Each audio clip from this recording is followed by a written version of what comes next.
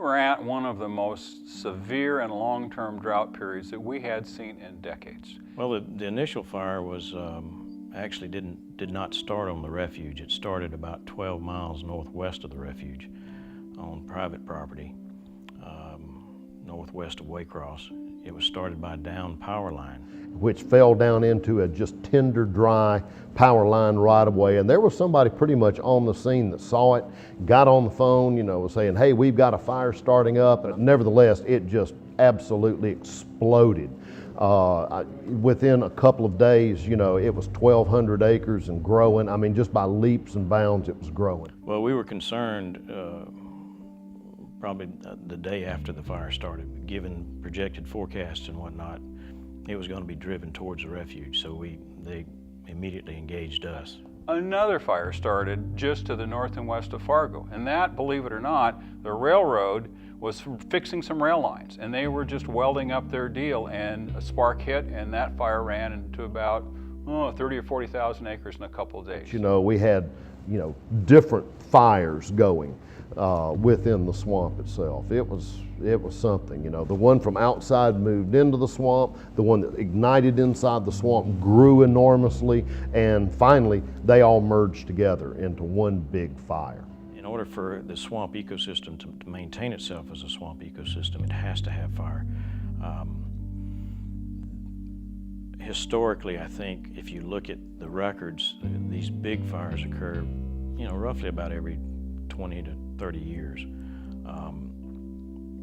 So fire is good for the swamp. It actually opened up areas that had been encroached by years and years of growth, without fire. Okefenokee Swamp is a fire-adapted, fire-shaped, and to some extent even fire-dependent landscape. Of course, it spread all of that, nitrogen all over the landscape. It was really interesting when the fire had passed. You could tell that everything had received this dusting of ash. The grass all around this, it never has been greener than it was, later on that summer after the rainfall, laid that ash down in the grass. It was, it did what we know it does. It created a nutrient release that acted like a fertilizer to the entire ecosystem.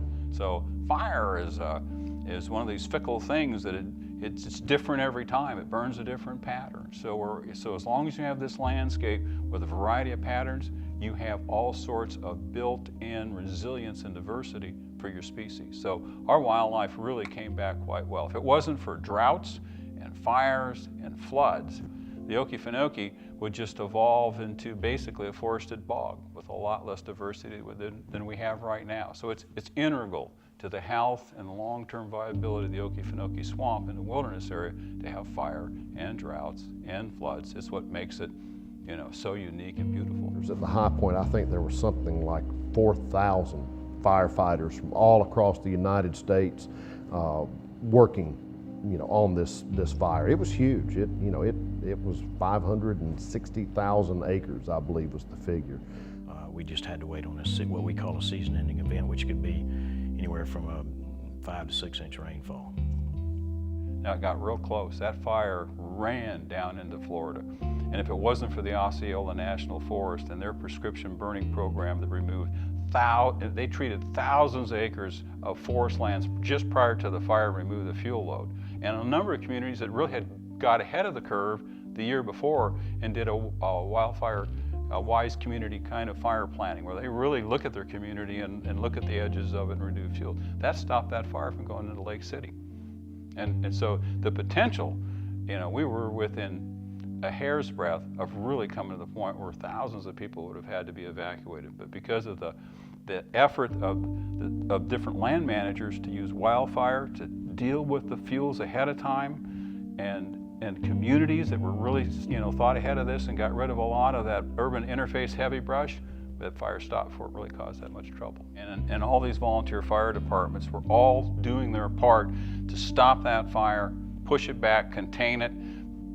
Sometimes you have to burn out. When you get a break in the weather, you can burn out and remove some of that fuel. Because remember, we didn't get this fire contained until November, okay? We were still fighting it all the way through the summertime, and it wasn't considered out until December.